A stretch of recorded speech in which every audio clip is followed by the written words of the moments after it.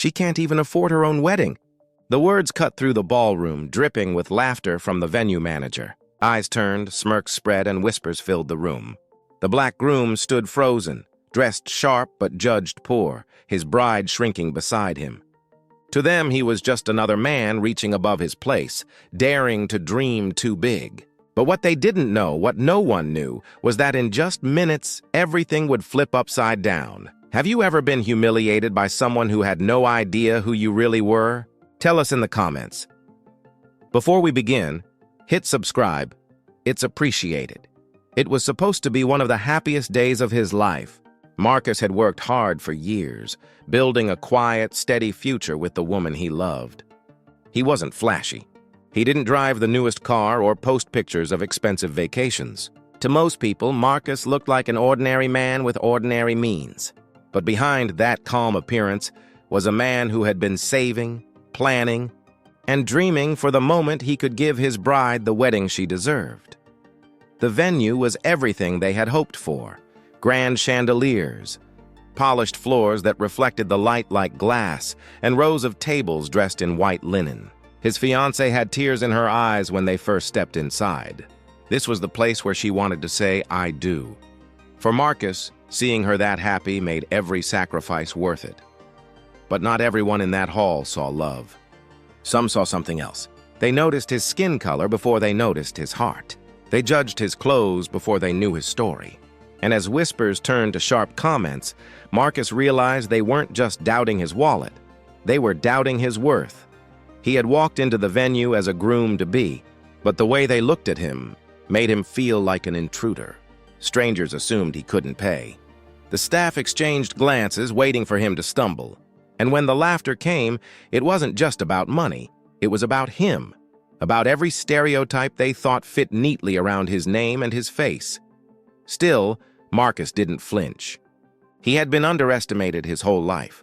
From classrooms where teachers expected him to fail, to jobs where managers kept him at the bottom while less qualified men climbed past him, he knew this feeling. And yet he also knew something they didn't, because in just a few moments he was about to prove them all wrong. What would you do if people mocked you on the happiest day of your life? Would you walk away? Or would you stay and show them exactly who you are? Marcus had imagined 100 versions of this day, but not this one. The staff's laughter echoed louder than the music, and suddenly the air felt heavy, like the walls themselves were closing in. His bride, Alana, gripped his hand tighter, her smile trembling under the weight of humiliation. For a moment, Marcus thought about walking out, about sparing her from the sting of their judgment. But he knew leaving would mean letting them win, and he had worked too hard, endured too much to let that happen. The venue manager, a tall man with a smug smile, kept glancing at Marcus like he was a child playing dress-up. "Weddings here," he announced loudly to his staff, "aren't for people like that." His voice was sharp enough to slice through the room, and guests who had been admiring the chandeliers a moment before now stared. Their eyes weren't curious anymore. They were calculating, who was this man standing here in a tailored suit, daring to claim a space they decided he didn't belong in? Marcus's heart pounded, but not from fear. It was anger now. Anger at every door that had been closed to him, every time someone assumed he was less. He thought back to the nights he stayed up late, running numbers, budgeting, working overtime. Every dollar saved, every choice made was for this day, for her. And yet here he was, being laughed at, as if his love and his effort weren't enough. The murmurs spread quickly. Guests whispered, eyebrows arched. Some shook their heads with pity, while others chuckled quietly, enjoying the spectacle. It wasn't just about money anymore, it was about power. They thought they had stripped Marcus of his dignity, made him small in front of the woman he loved. But Marcus wasn't small. He had grown up in a world that constantly tried to shrink him, and he had learned how to stand taller because of it. He wasn't just another groom fumbling with bills. He was a man who had been underestimated too many times to count. He took a deep breath, his eyes sweeping the hall. The polished wood beneath his feet, the grand staircase, the crystal glasses lined neatly on every table. He had seen it all before. He knew every detail because this wasn't just a venue to him. It was something more. As the manager sneered and prepared to dismiss him completely, Marcus straightened his shoulders. The crowd leaned in, sensing something was about to happen. The room buzzed with the electricity of a moment teetering on the edge of change, and what no one realized, what none of them could have guessed, was that Marcus wasn't here to ask for permission. He was here to claim something that was already his. The laughter was about to die on their lips. Do you think Marcus will walk away quietly, or will he shock everyone with what he's been hiding? Tell us your guess below before you hear the truth. The air went silent the moment Marcus stepped forward. The smug manager was mid-sentence, still mocking, when Marcus calmly reached into his jacket pocket. The crowd watched, expecting fumbling papers or excuses. Instead, he pulled out a thick folded document, one that carried more weight than anyone in that room could imagine. He laid it flat on the polished reception desk. The venue manager leaned forward, confusion flickering into disbelief as his eyes scanned the bold letters across the top. Certificate of ownership. Marcus didn't blink. He didn't smirk. He simply stood there, tall and steady, as the truth settled like thunder rolling through the hall. The room erupted in whispers. Some gasped. Others froze with their mouths half open. The man they had ridiculed, the broke groom, wasn't just a paying client. He was the owner of the very venue they thought he couldn't afford to stand in.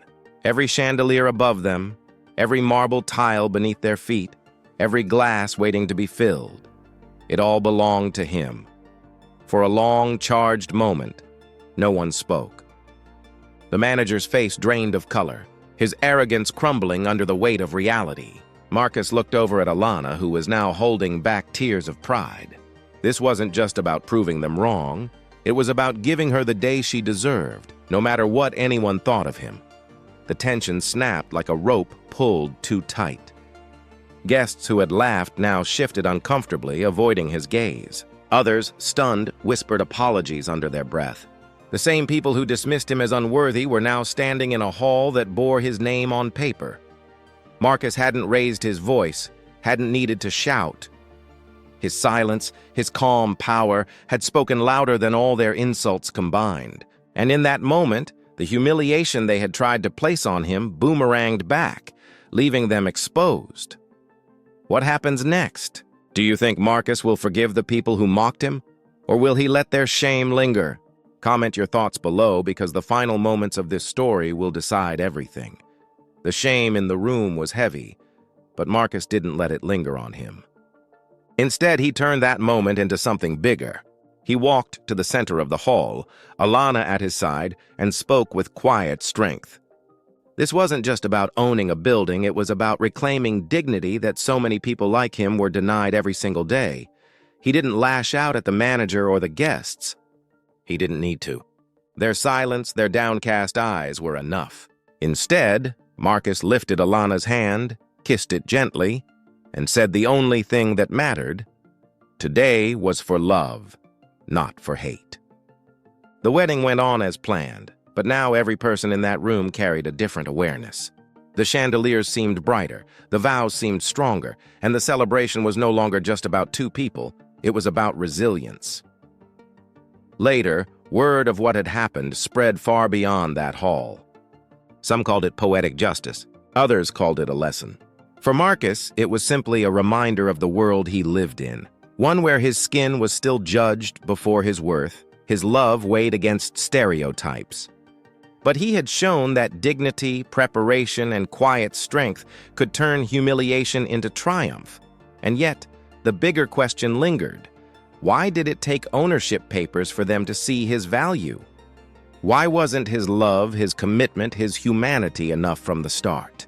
That truth echoed louder than the music, louder than the applause, louder than the vows themselves. This wasn't just Marcus's story. It was the story of countless others who are laughed at, doubted, and underestimated because of the color of their skin. The story of people forced to prove themselves in ways no one else is asked to. So ask yourself, how many more weddings, job interviews, traffic stops, and everyday moments will it take before dignity is granted freely, without proof? Show some love with a like and subscribe to stay inspired.